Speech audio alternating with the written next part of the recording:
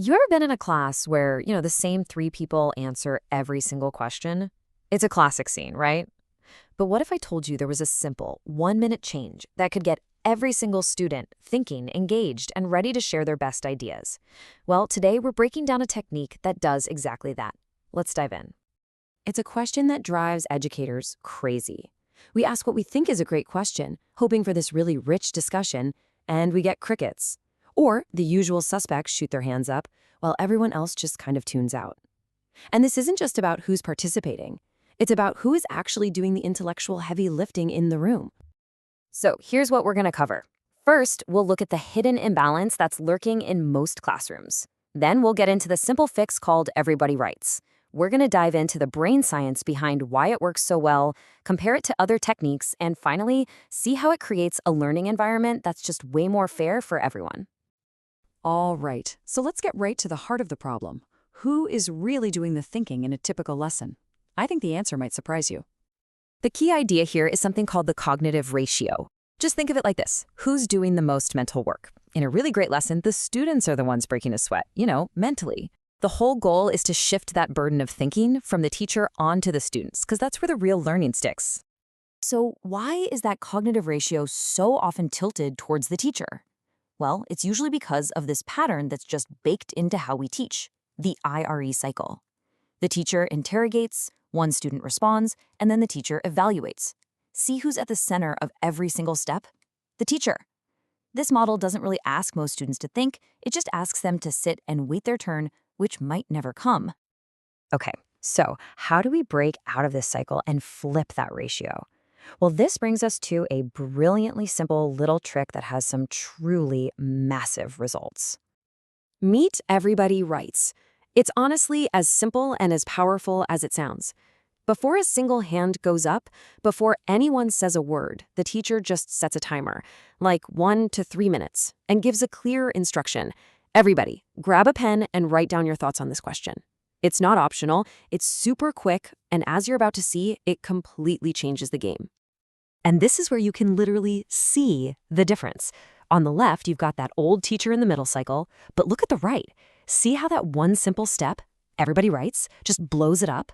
By sticking that step between the question and the answer, you've just shifted the cognitive work from one student to every single student in the room. Instantly. But this isn't just some clever classroom management trick. There is some serious brain science happening during those few minutes of quiet writing. So let's get into the science behind the silence. The magic of everybody writes really comes down to this big idea, metacognition. It's a fancy word, but it just means thinking about thinking. It's like when you try to explain a movie plot to a friend, you can't just have a vague idea of it, right? You have to find the words, put the events in order. Writing does exactly that for our thoughts. It forces us to actually face them, structure them, and figure out how to say them. That whole process is deep learning. This really illustrates what you could call the second draft process. Our first thought is usually kind of messy, right? It's incomplete. Writing forces us to create a second, much better draft on paper before we even open our mouths. We process the question, we organize our messy thoughts, we refine the idea, and then we share. And what happens? The quality of the ideas that come out in the discussion just goes through the roof. And on top of that, you get what psychologists call cognitive offloading. Think about it. Your brain can only juggle so many things at once. By writing your initial ideas down, you're literally offloading them onto the page. This frees up all this precious mental space so you can actually listen to what other people are saying, make connections, and take the discussion to a whole other level. Now, some of you might be thinking, hey, isn't this basically just wait time? And that's a really fair question. But everybody writes is a serious upgrade. Let's dig into why writing is so much better than just waiting. First, let's just get real about wait time. Studies have shown for decades that it's a good thing. But in reality, the average teacher waits less than 1 second for an answer. 0.9 seconds. I mean, come on, that is nowhere near enough time for any real thinking to happen. And this chart really breaks down the key difference. Wait time, it's all mental, it's passive, and it really favors those students who can think super fast on their feet.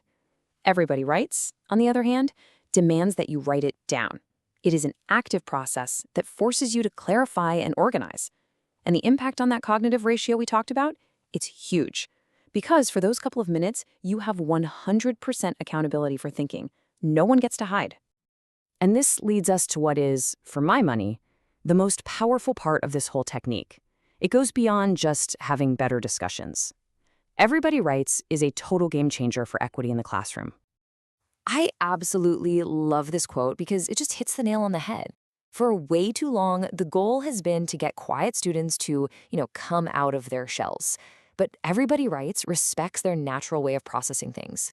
It creates the time and the space for their thoughts, which are often incredibly deep, to fully form before they're ever asked to share. So here's the bottom line. Everybody Writes decouples the quality of an idea from the speed of its articulation. Let me say that again. It separates a good idea from a fast idea.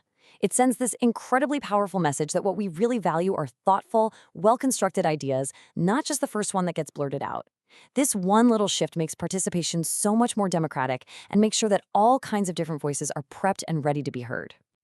And what's great is that this whole principle is super flexible. For English learners, for example, who are juggling new content and a new language, you can give them simple supports. You can offer sentence frames to give them a starting point, or word banks with key vocabulary, maybe even a graphic organizer to help them map out their ideas. These little tools lower the barrier to entry and make sure every single student has what they need to jump in. So it turns out that a simple 90-second pause for writing can actually deepen thinking, turbocharge discussions, and create a much fairer space for every single learner. Which really makes you think. We always talk about giving students a voice by passing them a microphone. But what if the most powerful tool for unlocking every student's voice, for making sure every single mind in that room is lit up and engaged, isn't a microphone at all? What if it's just a pen?